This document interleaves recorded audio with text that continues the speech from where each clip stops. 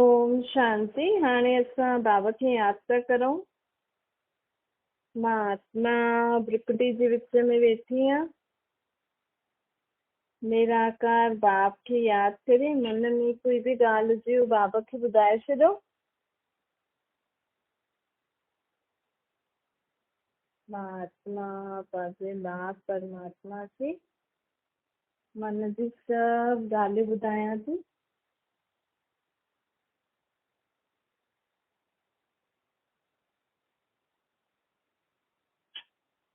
हाणे असां बाबा जा महावाक्य था ॿुधो।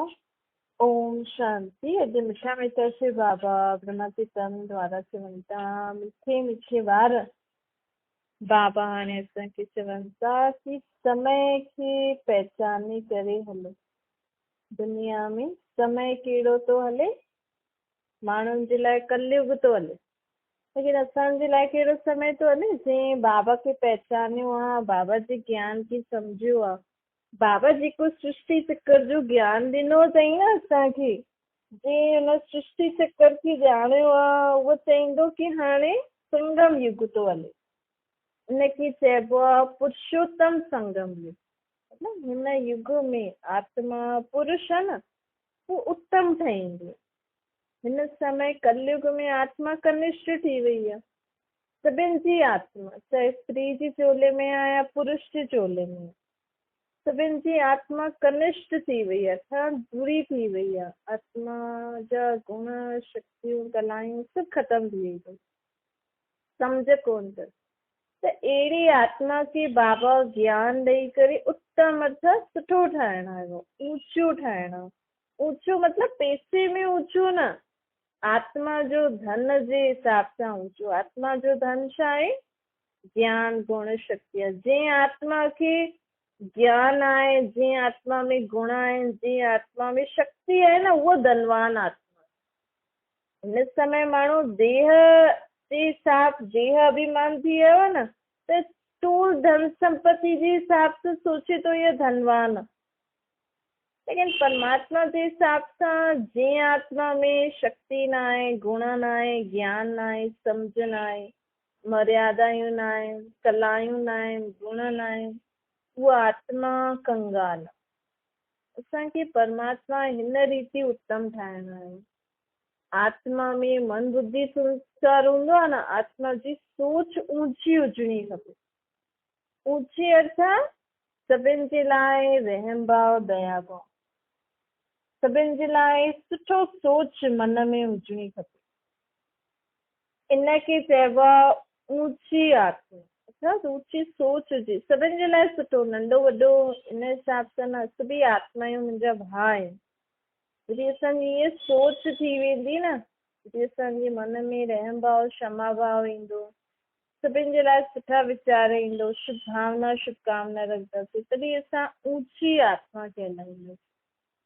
हिन समय माण्हू पैसे जे हिसाब सां, देह जे हिसाब सां, कपिड़नि लटनि जे हिसाब सां, धन संपत्ति जे हिसाब सां ई वॾो थो सम्झे न, पर परमात्मा जी नज़र में उहा आत्मा ऊंची आहे। हुन आत्मा जी ऊंची सोच आहे जो सभिनि जे लाइ सुठो सोचे। विश्व जी सर्व आत्मायूं, जीव जंतु, जानवर, पशु पक्षी, प्रकृति, सभिनि जे लाइ। केरु हिन समय दुनिया में कोई आहे? पहिरियों त माण्हू अगरि आहिनि बि, चऊं असांजो गुरू सुठो आहे, असांजो जेका बि धर्म वारा आहिनि उहे चईंदा असांजो गुरू, असांजो धर्म स्थापक ऊंचो आहे, हुनजी सोच ऊंची हुई। परंतु विश्व जी सभी आत्माउनि जे लाइ हिकु जहिड़ी सोच, अहिड़ी सोच धारण करणी आहे।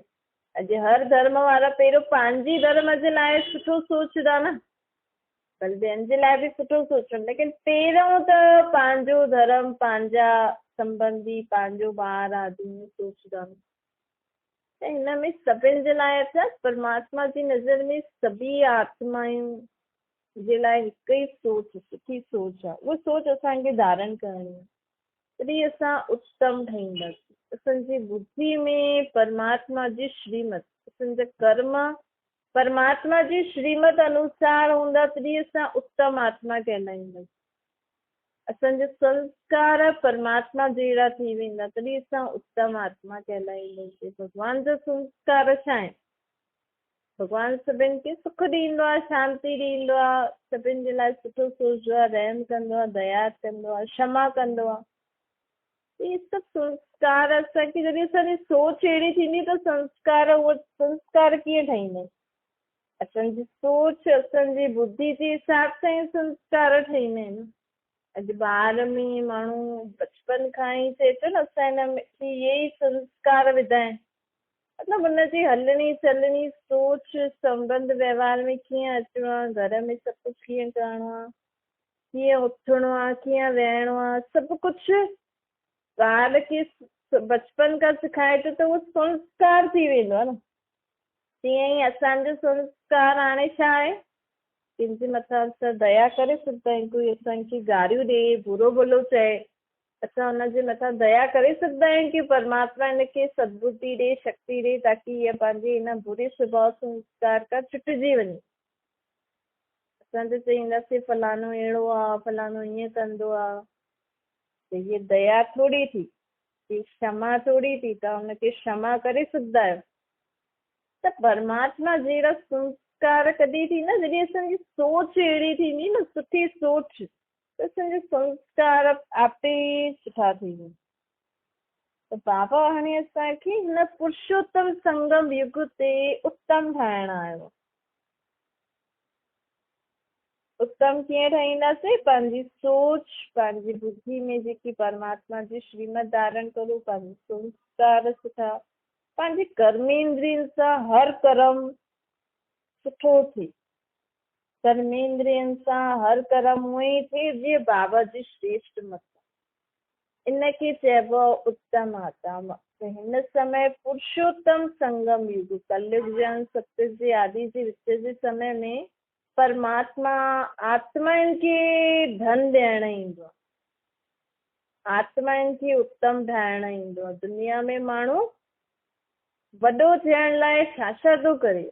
तो पैसो हूंदो त असां वॾा कहलाईंदासीं, पैसो हूंदो त सभु कुझु आहे। माण्हुनि जी नज़र में इहो आहे, लेकिन परमात्मा जी दृष्टि ॾिसो केतिरी अलॻि आहे न। त उहो हाणे एॾो ऊचो कमु करणु आयो आहे, त हुन में असांखे छा करिणो आहे? भई भॻवानु हिन सृष्टि ते पाठ विझाइणु आयो आहे, भॻवानु हिन सृष्टि ते कर्म करणु आयो आहे, त असांखे बि हुनजो मददगार थियणो खपे न। कीअं ठहिणो? असांखे सिर्फ़ु पंहिंजे पाण खे ओहिड़ो ठाहिणो आहे जीअं बाबा चए थो, इहे ई भॻवान जे लाइ तव्हांजी मदद कयो। माण्हू सोचंदा आहिनि कि इहा करो, भॻवान जे नाम प्रसाद चढ़ायूं, माला चढ़ायूं, सुठो कमु करूं त भॻवानु ख़ुशि थींदो, ईअं कंदो। पर भॻवानु कॾहिं ख़ुशि थींदो? भॻवानु असां सां राज़ी कॾहिं थींदो? जॾहिं असां हुनजे चए ते हलंदासीं। जे हाणे जेको असांखे शिक्षा ॾे थो हुनखे धारण करे हलंदासीं त मतिलबु भॻवानु असां सां ख़ुशि रहंदो, मतिलबु असां भॻवान जी मदद था करूं। अॼु ॿार चईंदा असां तव्हांजी मदद करूं, चयो न मञनि, चवनि मां तव्हांजी मदद करां, त तव्हां चईंदो न मां जेको तोखे सेखारियो तूं हुन रीति हल, उथ वेह खा पी हूअं ई हल, त इहे ई असांजे लाइ मदद आहे। त परमात्मा बि चए थो मूंखे कुझु मदद थोरी खपे तव्हांजी, तव्हां मूंखे मदद करो हिन रीति जेकी मां शिक्षा ॾियां थो, हुन रीति हलो जीवन में, पंहिंजो जीवन ओहिड़ो ठाहियो। कौड़ी खां हीरे जहिड़ो जीवन बाबा असांजो ठाहिणु आयो आहे, त हुन हीरे जहिड़ो जीवन असां पंहिंजो ठाहे करे हलंदासीं न, इहे ई परमात्मा खे तव्हां मदद ॾींदा। बाबा चए थो कि हाणे सभु कर्म बंधननि खे चुकतो करिणो आहे, सभु हिसाब किताब असांजो चुकतो थी वञनि, ताकी अंत में असांखे धर्मराज द्वारा सज़ा न मिले। असांजी पूरी हाणे कोशिशि इहा हुजणी खपे, हिकु त हाणे कोई ग़लति कमु न थिए, ॿियो असांखे पंहिंजो हिसाब किताब ख़ुशी ख़ुशी सां बाबा जी राय ते हली करे, बाबा जी मत ते हली करे असांखे पंहिंजा सभु हिसाब किताब चुकतो करणा आहिनि। तॾहिं असां अंत समय जॾहिं शरीर छोड़ंदासीं न, त असांखे सिर्फ़ु बाबा जी यादि रहंदी। माण्हू अंत समय चईंदो न भॻवान जो नाम वठो, भॻवान जो नाम वठो, लेकिन पूरो जीवन वरितो न, अंत समय कीअं अभ्यास थींदो, हिनजो बि अभ्यास करणो पवंदो। ईअं थोड़ी अंत समय भॻवान जो नाम वठी करे असां शरीर छॾे छॾींदा आहियूं, हिनजो अभ्यास करणो पवंदो। भई हाणे खां ई जॾहिं असां अभ्यास करूं, हाणे खां ई असां सोचूं की मुंहिंजो हाणे हाणे अगरि अंत घड़ी अची वई त मूंखे छा यादि ईंदो। रोज़ पंहिंजे पाण ईअं अंदरि ई अंदरि अभ्यास करो की कॾहिं बि कंहिंजी बि अंत घड़ी अची सघंदी आहे, त अगरि हाणे मुंहिंजी अंत घड़ी अची वई त मूंखे छा यादि रहंदो, मूंखे परमात्मा यादि रहंदो कि फलानो फलानो फलानो यादि रहंदो, पैसो धन संपत्ति संबंधी ॿार जो कुझु बि आहे। ईअं धीरे धीरे असां रोज़ रोज़ अभ्यास कंदासीं न त असांजो ममत्व ख़तमु थींदो वेंदो, ऐं अंत घड़ी असां परमात्मा जी यादि में वञूं, हीअ त ॾाढी सुठी ॻाल्हि आहे। छो जे वञिणो त आहे सही, आत्मा हिन शरीर खां पोइ ॿियो शरीर त वठंदी सही, इहो अगरि बुद्धि में रहियो ऐं मूंखे ॿियो शरीर सुठो मिले, ॿियो शरीर ॿियो परिवार मूंखे सुठो मिले, मूंखे कंहिंजी बि कमी न थिए जीवन में, उनजे लाइ असांखे अंत घड़ी परमात्मा जी यादि में वञिणो। ये छो अभ्यास करणो आहे?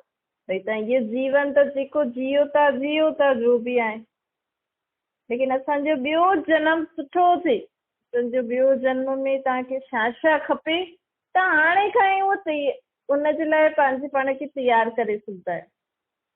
भई मूंखे ॿिए जन्म में किथे जन्म वठिणो आहे, मुंहिंजे लाइ कहिड़ो परिवार हुजिणो खपे, मूंखे छा छा पढ़ाई करण जी इच्छा आहे, ईअं ईअं जो बि त मन में अथव न, उनजे लाइ हाणे खां ई तव्हां परमात्मा खे यादि करे पोइ पंहिंजे हुन जीवन जे लाइ हाणे खां ई वरितो वठी सघंदा आहियो परमात्मा।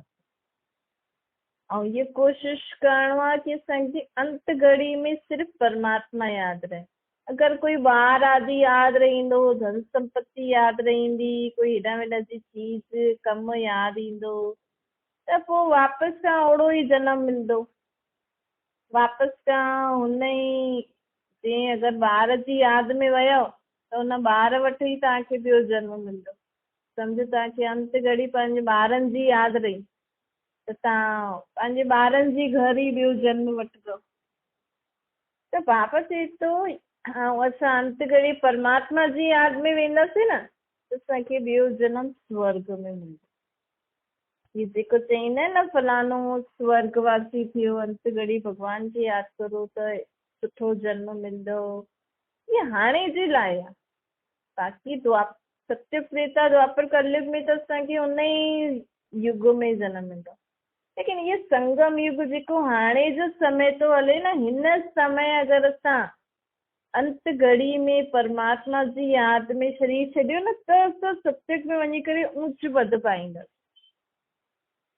त हाणे जी ॻाल्हियूं भक्ति मार्ग में माण्हू चवनि था, हाणे असां अंत घड़ी में परमात्मा जी यादि में वेंदासीं त असां स्वर्ग में वञी सघंदा आहियूं।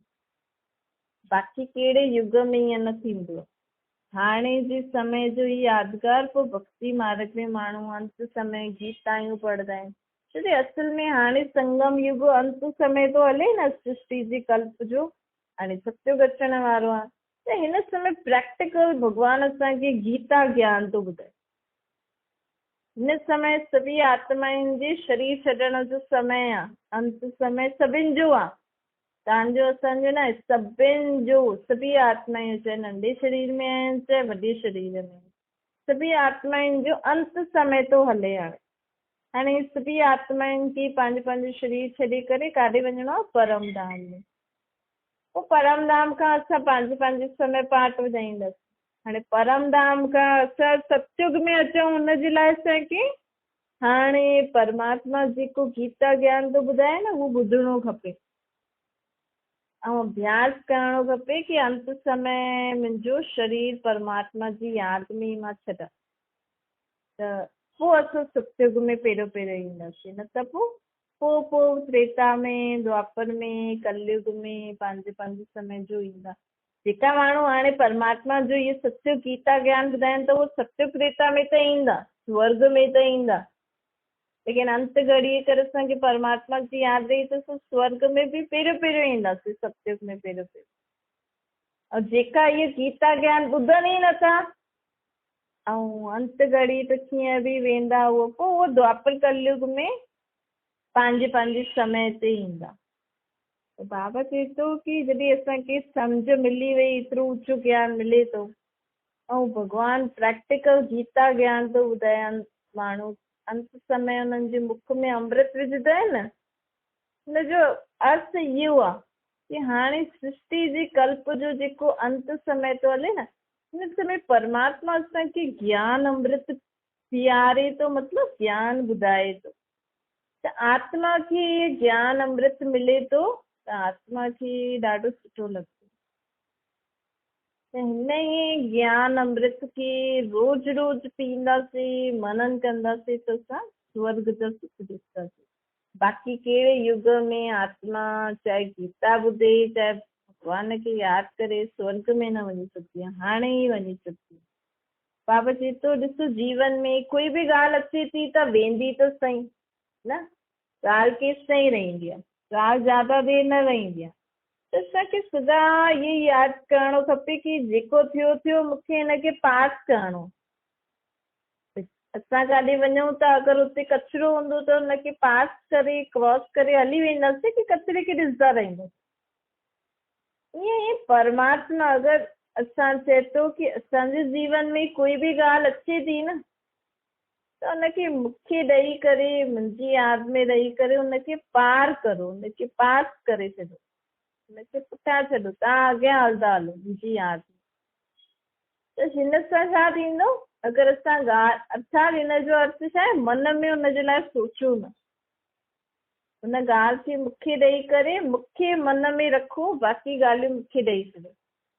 त अगरि असां मन में सोचंदासीं न, ॻाल्हि बाबा खे ॾेई छॾी त असां छा थी वियासीं, ॻाल्हि बि असां पास करे छॾी ऐं त मन में परमात्मा सां गॾु आहियूं। छो कि परमात्मा जो संग मन द्वारा ई थी सघियो। तॾहिं त गीता में मन मना भव, ॾिस गीता में ईअं छो न आहे बुद्धि मना भव, संस्कार मना भव, तन मना भव, मन मना भव छो लिखल?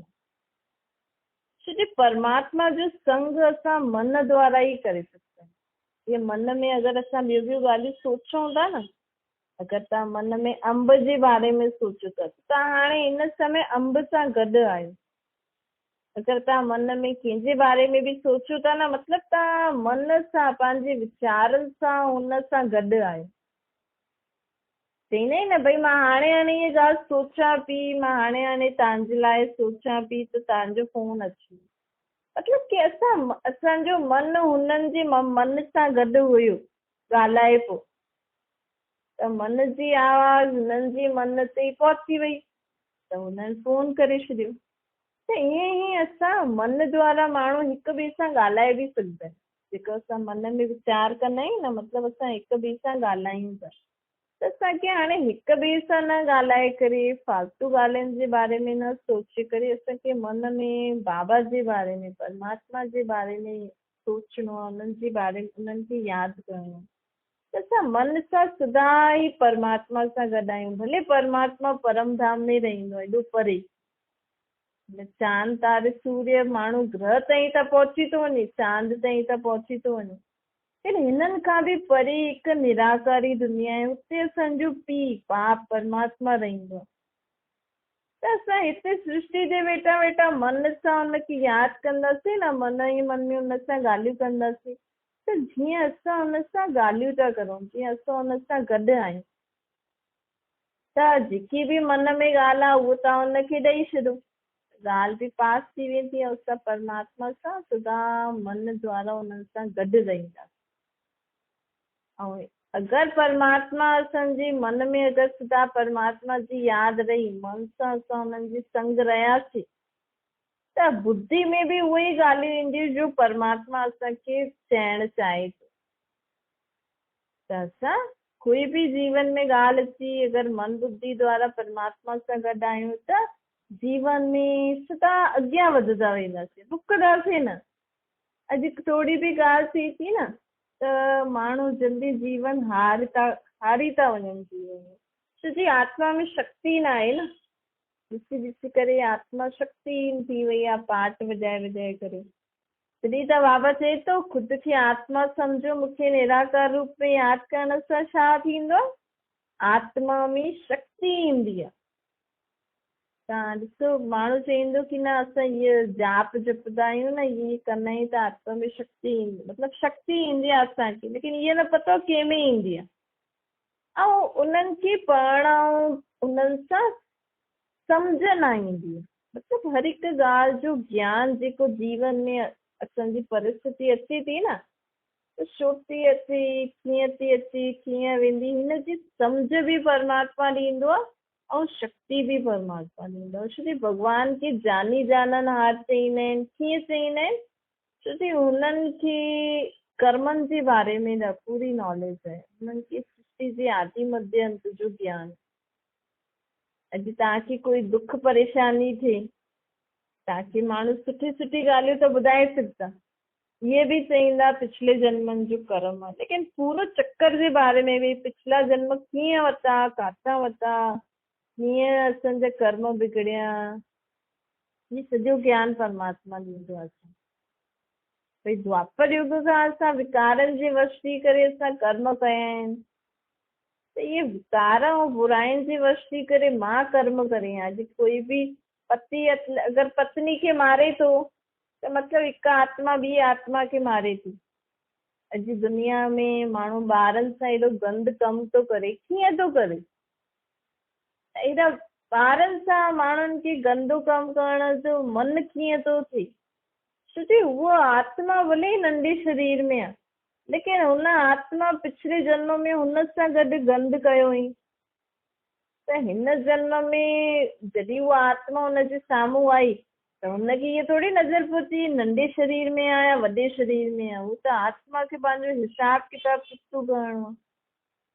जॾहिं कोई बि ॿ आत्माऊं हिसाब किताब चुकतो करण जो हुननि जो समय हूंदो न, हुननि खे कुझु बि नज़र न ईंदो आहे, हीअ मुंहिंजी भेण आहे, मुंहिंजी माउ आहे, मुंहिंजो नंढो ॿार आहे, न बसि उहो हिसाब किताब कीअं बि करे चुकतो करे वेठो।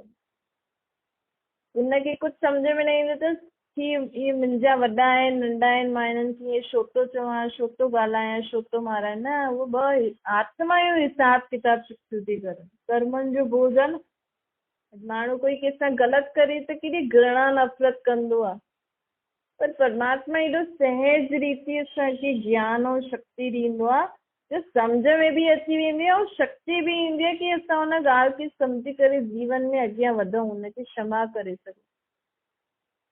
ही कर्मनि जो ज्ञान बाबा असांखे ॿुधाईंदो। त बाबा चए थो हाणे जेकी बि ॻाल्हि अचे थी न, थी सघे त उन समय, न त रोज़ राति इहे सोचिजो भई अॼु जेको मुंहिंजो पार्ट हुयो मां वॼायो, मुंहिंजो जंहिंसां जो हिसाब किताब हुयो मां पूरो कयो, हाणे कल्ह खां नयो ॾींहुं बाबा जी यादि में सुम्ही पइजो। पोइ कल्ह खां नयो ॾींहुं बाबा सां गॾु, पोइ अॼु ॾिसूं छा छा करिणो। ईअं असां हिते पाठ वॼाइण आया आहियूं, हिसाब किताब चुकतो था करूं, हाणे असांखे स्वर्ग में पाठ वॼाइणो आहे, सुख जो पाठ वॼाइणो आहे, त दुख जी ॻाल्हियूं आपे ई ख़तमु थी वेंदियूं। छा मिठी मिठी सुखी लॻे ॿारनि किती माता पिता बाप दादा जो यादि प्यार ऐं गुड मॉर्निंग। रूहानी ॿार जी सभिनि रूहानी ॿारनि खे नमस्ते। तव्हांजी बि रूहानी माता पिता बाप दादा खे यादि प्यार गुड मॉर्निंग और नमस्ते। वरदान आहे हिकु पास शब्द जी स्मृति द्वारा कहिड़े बि पेपर में फुल पास थियण वारा पास विद ऑनर्स। सोचजांइ स्कूल में ई माण्हू पास थींदा आहिनि, भई पढ़ाई करो त पास फेल थींदा, पर जीवन चाहे तव्हां नंढा आहियो या वॾा आहियो, जीवन में बि त ईअं ई आहे न।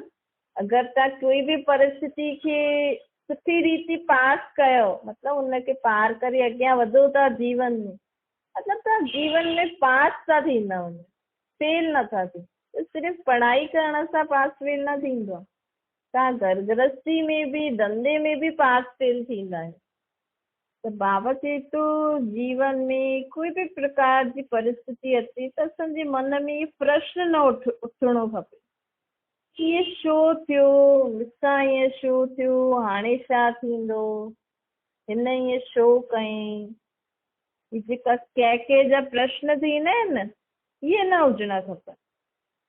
इन खां त असां इहो सोचूं कि भई जेको बि मुंहिंजो हिसाब किताब हुयो उहो चुकतो थी वियो, हाणे मूंखे अॻियां छा करिणो, भई मूंखे अॻियां जीवन में कीअं वधिणो आहे, अॻियां जीवन में संबंध कीअं निभाइणा, अॻियां जीवन में धंधो कीअं करिणो आहे, अॻियां जीवन में मूंखे छा करिणो आहे ताकी मां सदा सुख शांति सां रहां।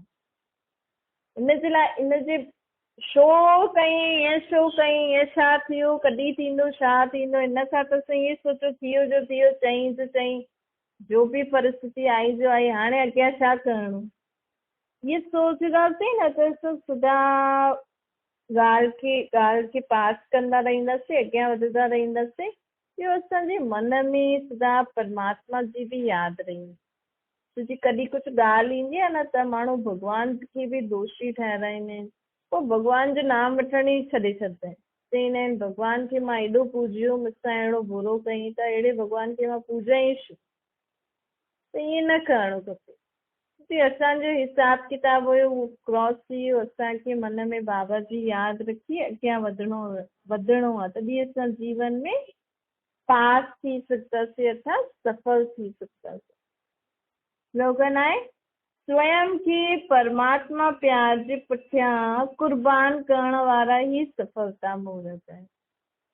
हाणे परमात्मा जे प्यार जे पुठियां असांखे पंहिंजी छा कुर्बानी ॾियणी आहे।